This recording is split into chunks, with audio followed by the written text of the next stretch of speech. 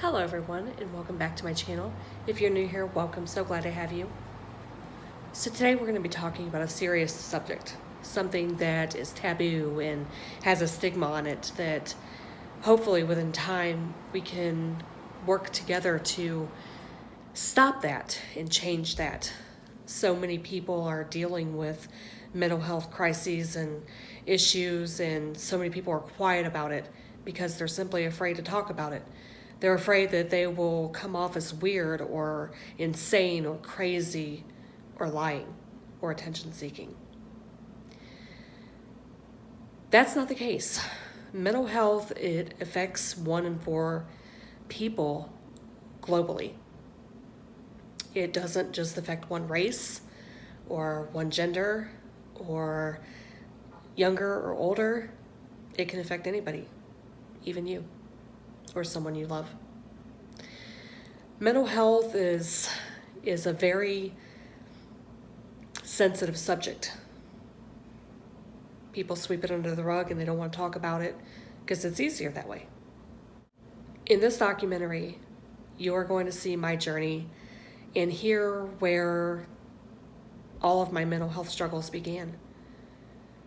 What age I was, where it happened, how it happened, and what mental health issues I am suffering from. I hope that this documentary helps, so even if it helps one person, if it helps just one of you to understand that you're not weird, that you're not crazy, that you're not alone. That is what is important to me. And if I can reach just one person, then that's what I'm hoping to do. If I can reach many more people, that is a blessing to me. In this documentary, I'll be talking about things that may cause triggers for some people, so keep that in mind. If you're sensitive to talking about sexual abuse, physical abuse, things like that, you might want to take caution watching this. I am going to be very open and very candid with you about what I have experienced in my life, where it's led me to the person I am today. It's not going to be easy, but I want you to know that you're not alone. It's important to know that we, the ones who are suffering from mental health issues, we're not the only ones suffering. Our families do too. Our friends, people that we are involved with on a daily basis.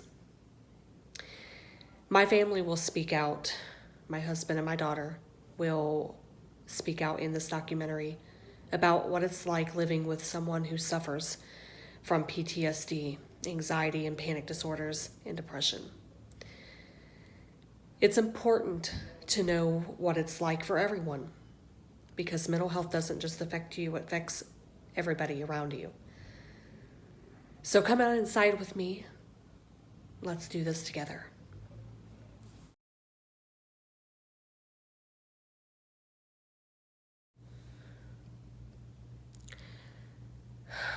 So my mental health journey goes way back. way back to very early childhood. I lived a really rough life, as a lot of people do. I've seen a lot of sexual abuse, physical abuse, mental abuse, verbal abuse, you name it, from so many people. I started experiencing panic attacks and anxiety attacks very early on when I was little.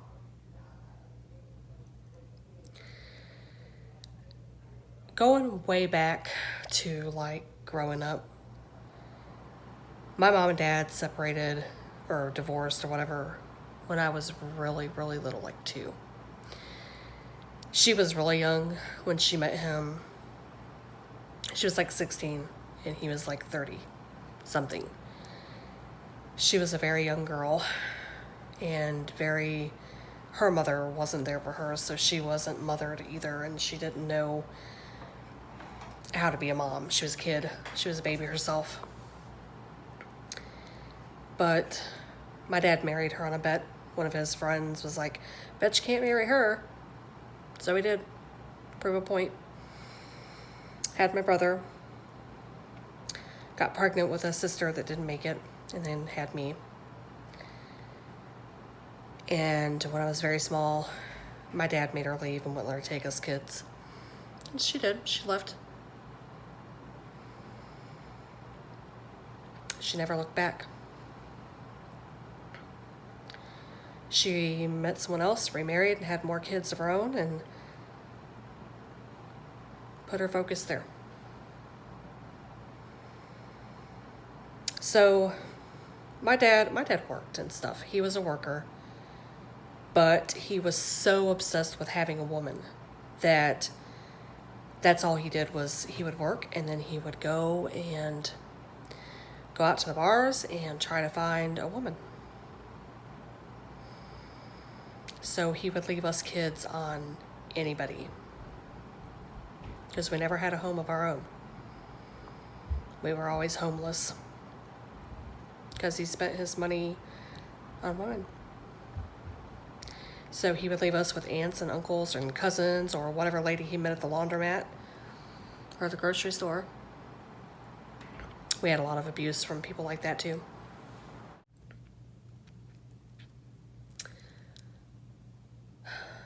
When I was very young, he met a woman that turned out to be a complete monster. Complete monster. She was extremely abusive. Where I was let go pretty much because nobody really wanted anything to do with us kids, like my aunts and uncles and stuff, and that was because my dad left us on them. You know, he had promised to pay and wouldn't, or they just got fed up with having to raise his kids, and I can't blame them. I can't blame them at all, but what I can blame them for is how they treated us. We were little. We needed somebody to give a damn, you know? So he married this woman, and I was let go so long that I think I was probably, I want to say anywhere between 4 and 5 by the time I was potty trained. So I soiled myself a lot, and I have lots of memories, but the one I remember the most vividly was I soiled my pants, and she beat the crap out of me, took me into the bathroom, and shoved my head in the toilet, and said, "This is where you go." At that point, I was afraid to go to the bathroom.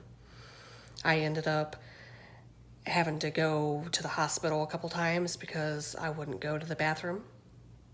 I was too afraid. And then if I did go to the bathroom, I was scared to death. She was extremely abusive to my brother too. I remember a time that she had 3 kids of her own. The oldest was about my brother's age. The youngest was about my age. The oldest would pick on my brother mercilessly. And my brother was a hollerer, a yeller, when somebody was doing something to him. He would holler out. Every morning, her son would go and wake him up in the most obnoxious way ever and cause him to yell and holler and scream. And this would wake her up. And she'd come in and she'd be pissed off. And this one morning, she came in and she said, "Tomorrow when you get up for school and you wake me up like this," basically told him she was going to kick his ass. So the next morning, needless to say, the older kid jumped on my brother, got him riled up, had him hollering. Here she come walking in there. And I can remember right off the bat, I can remember her having this blue house coat on and these fuzzy slippers. And she crawled up on the bed and she straddled his chest, sat on his chest, and had nothing but, everything was pinned down, but his face was sticking up. And she proceeded to just punch and punch and punch him in the face over and over and over and over. And I started screaming. And her youngest child pulled me out of the room. And I was just screaming because all I could see was her punching him. And at first he was like crying, and then he went silent. And she got up off him. And she walked out of the room like as though nothing just happened. And I was standing there screaming and in terror and just in complete fear.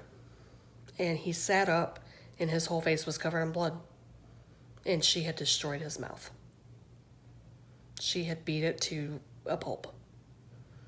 He wasn't very old. He was maybe, 10 at the max, maybe not even that.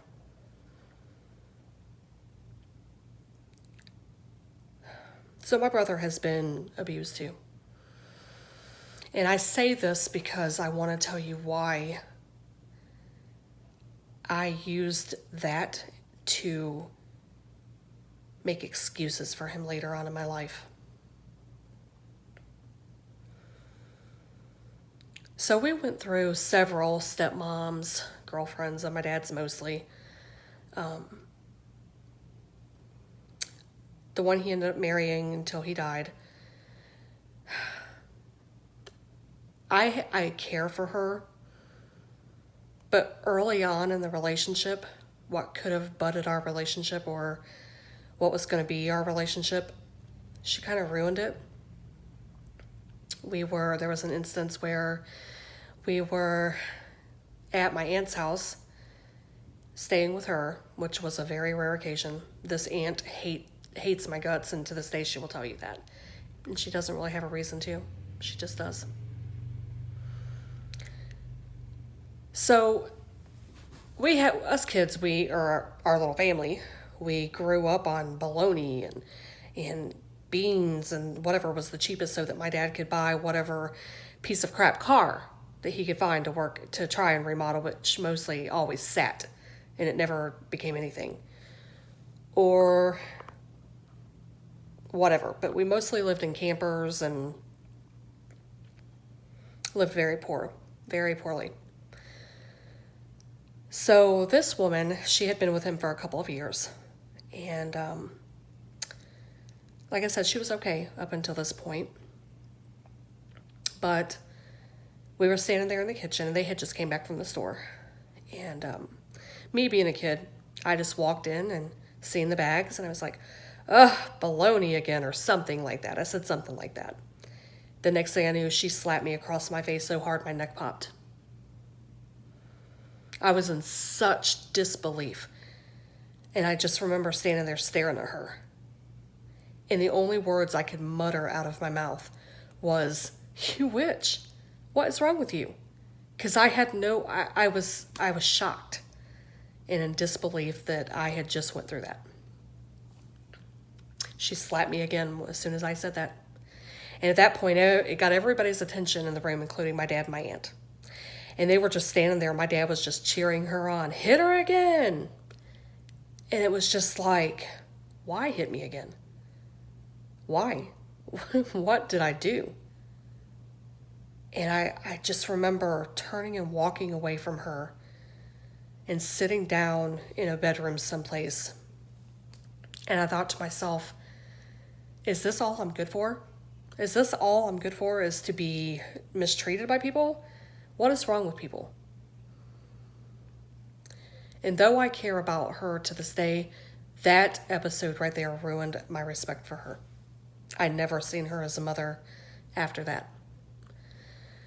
I care for her, but I have no respect. Never did.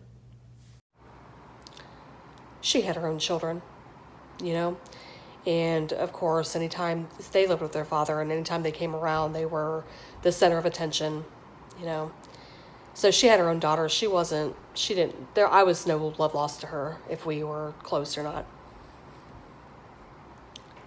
So, stepmothers was a bad thing for me.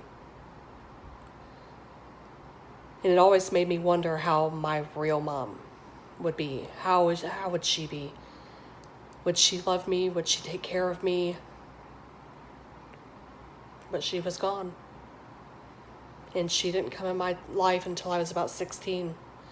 She came and finally looked for us. My dad let her spend some time with us. I actually went to her house for a couple weeks, but quickly realized I was just somebody.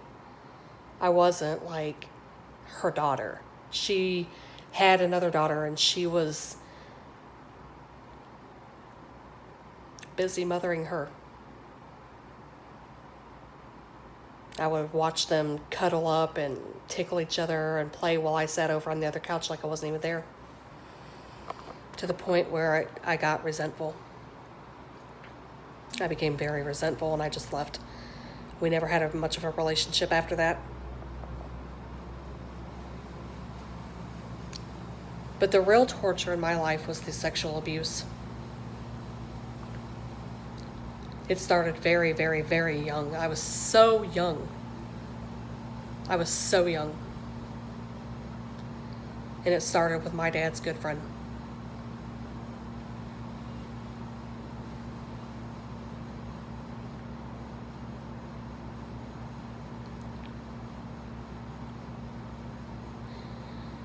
He used to put me on his lap at first. And I mean, I was under 10. I think I was probably around 7. It was right after my dad and my first stepmom split up. He would put me on his lap and put my hand on his erected penis. And he would touch me between my legs and try to kiss me passionately.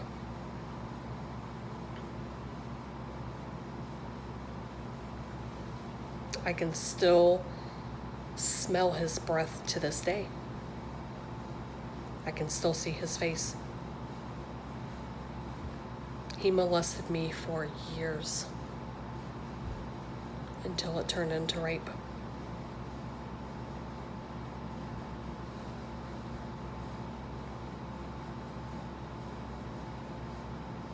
I was so young. I was maybe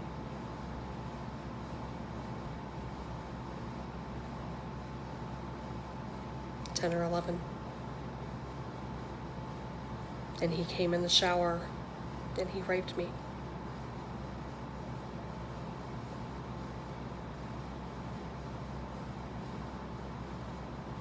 Sad thing is I hid that like it was a crime I committed.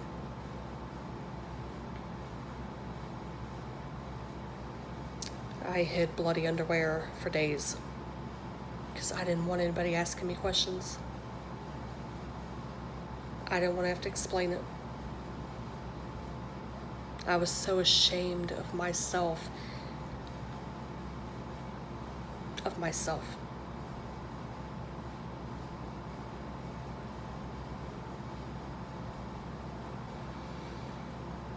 And it went on for years. It went on for years.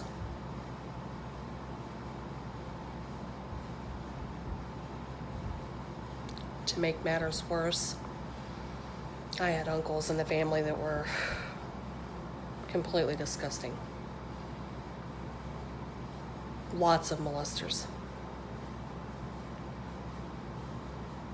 But I think of all the people who done me that way, and all that I'd been through, being molested by my brother was the worst thing that has ever happened to me.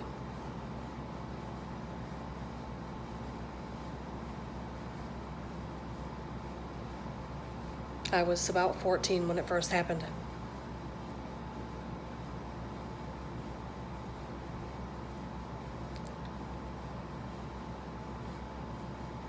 I remember laying in my bed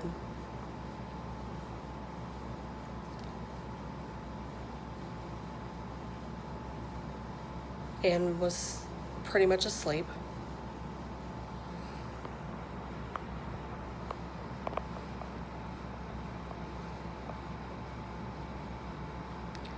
And feeling this hand come up under the covers onto my body. And looking down quickly and seeing my brother's face. And watching him scurry out of the room once he saw that I had seen him.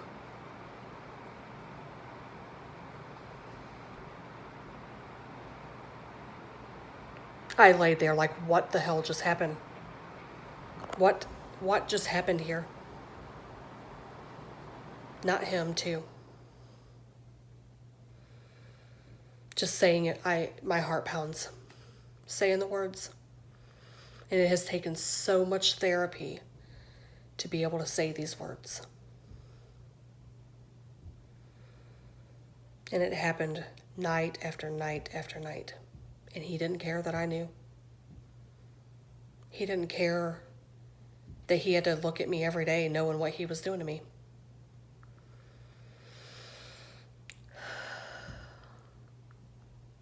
And I told my dad. And my dad looked at me and said, if I ever catch him doing something like that, I'll beat his ass. But he never even tried to catch him. I prayed so many times that my dad would come around that corner and catch him. But he never did. But the worst of it was my dad didn't believe me. Or was it that he loved him too much and didn't care? Maybe a little bit of both.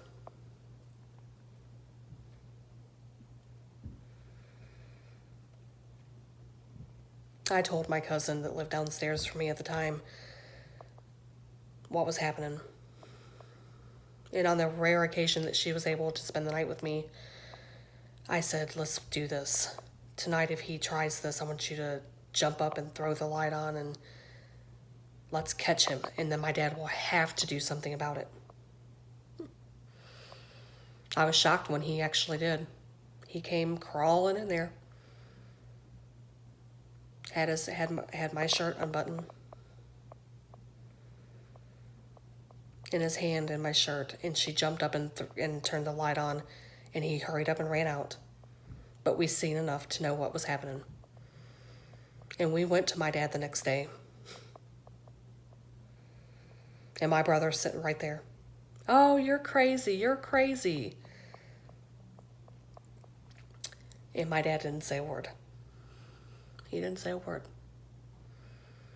He just went on with his day. And it was then that I knew that my father didn't give a damn about me. So much more in my life happened that made me know for sure he didn't give a damn about me.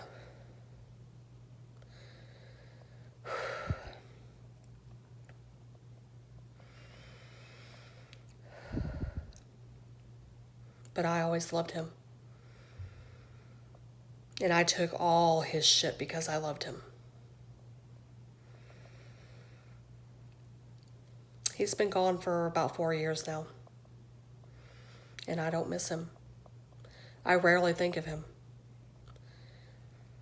When I do think of him, I think of the man who let me be hurt by so many people. And because of that, it caused me so much mental illness. It caused my life to be so out of whack, so abnormal, that I have trouble being around people. I don't trust anybody. Because if I can't trust my own father, there's not many people you can trust, right? The only good part of my life was my grandparents. They had us kids for a long time when we were really small, but then my grandma got sick. She went to live with my aunt, and then she passed away. And once that happened, we had nobody. I had no safe place, no safety net, no one to love me, no mother figure to brush my hair and dress me up and carry me around on her hip. I didn't have it anymore. I had a life of just pain. And I the only way I could deal with all of that was to kind of go to another place in my head. Almost to create another person. And my counselor has talked to me about that a lot, that that's what victims do, especially victims of sexual abuse. I was so ashamed of who I was and where I came from. Like, kids in the neighborhood would ask me what my name was, and I'd give them a different name. I wouldn't even tell them my name. I'd tell them I was adopted and everything else because I was so ashamed. I was ashamed of my life. Even as an adult now, I'm still ashamed of who I came from, where I came from, what kind of people lets children go through those things. What kind of monsters do that? And I'm born from them. I'm born from them.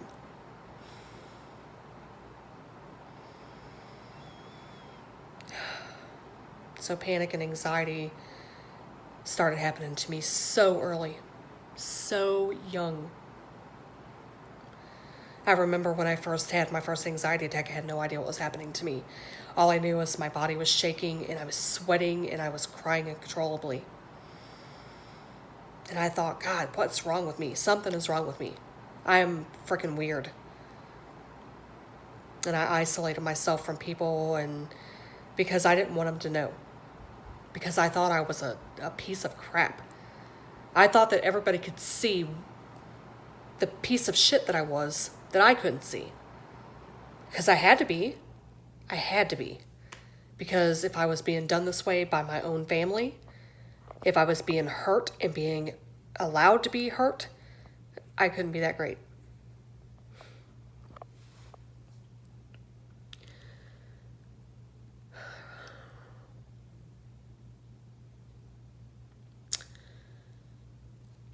I blame my dad for a lot of things. I blame him for a lot of things.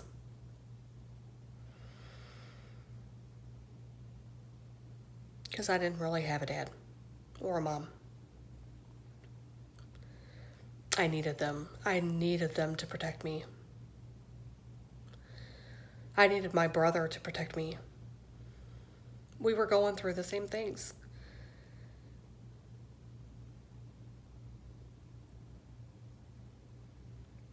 Sometimes I think to myself,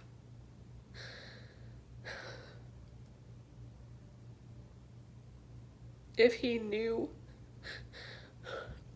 what was already happening to me, would he have tried to take care of me? Was he so far gone in his head that that's what he was doing to me because he couldn't help it either?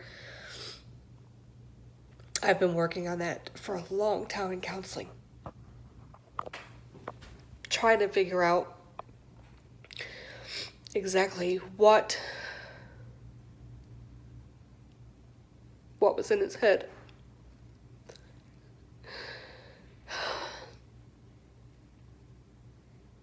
So mental illness, it comes from so many different things. It comes from mostly trauma.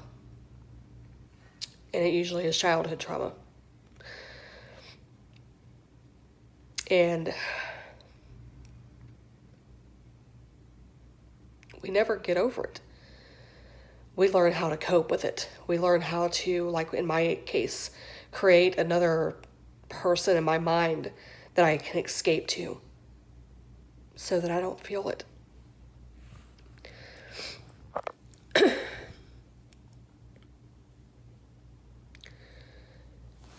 As I got older and I didn't know how to deal with my anxiety, I resorted to self-harm. I would pull my hair out. That's why I'm so thin. If you look at my hair, I have very thin hair on top because I would just sit and wrap it around my fingers and just pull it out. And I would bite gashes in my arms and in my hands, and I would hide them because I felt like the physical pain was much easier to deal with than the mental pain.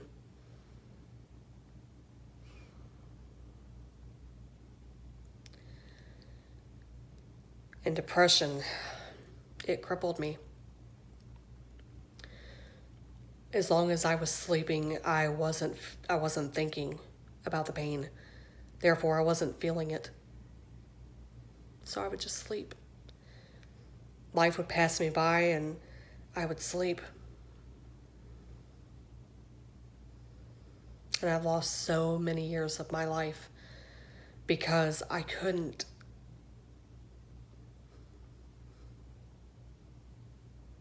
just snap out of it. I couldn't just be okay.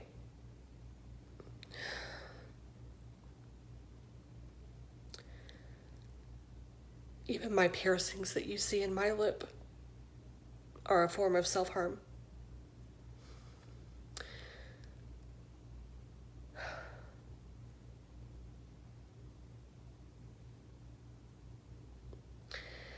And I wear them today to remind myself that the pain is still very much there.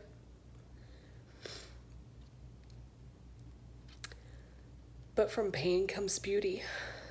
And I'm trying to see myself in a whole new light. I'm trying to be stronger and better every day than I was. Because if I don't, they win. They win. So I continue to fight.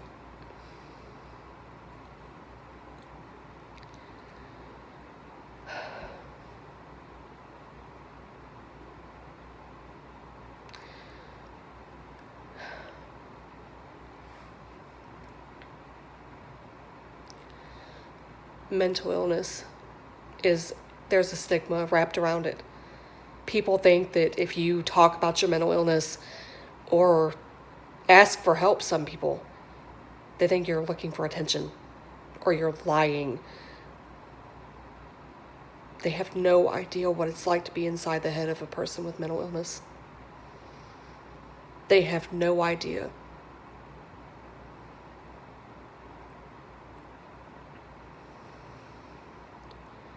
Don't ever give up on yourself. Don't ever let yourself feel like you're weird or pathetic or an attention seeker or a liar because you have been through trauma. Whatever the trauma was. Whatever the trauma was. Your feelings are valid. Your emotional state is valid. What you're going through is valid. And what somebody else did to you does not make you the bad person.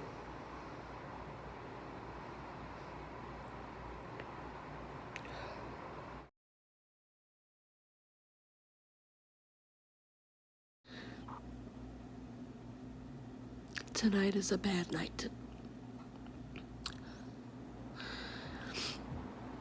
I'm trying so hard to get this anxiety under control.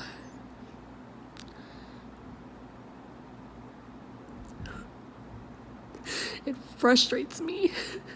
It frustrates the hell out of me because I can't do anything. I can't do anything to stop it.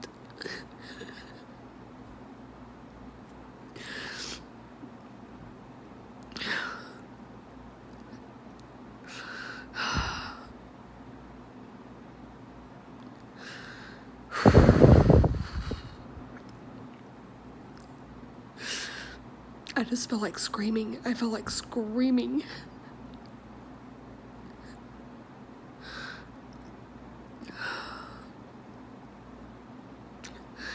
The hardest part of anxiety is trying to keep it calm so that nobody hears you.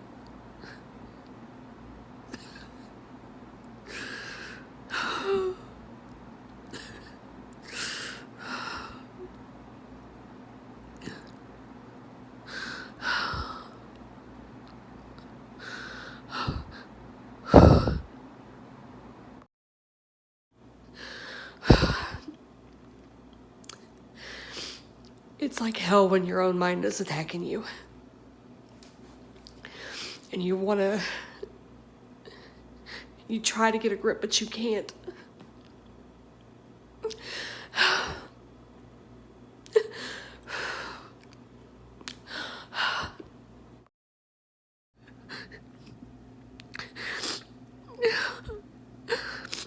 right now I feel like I just want to just like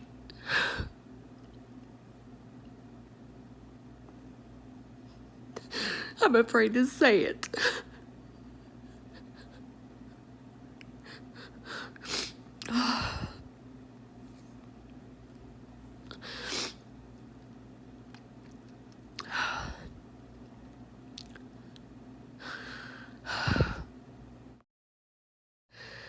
The worst feeling in the world is feeling this weak. This weak and pathetic.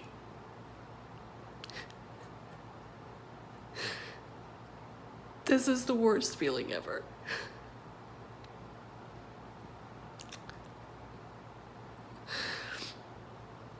Weak and pathetic.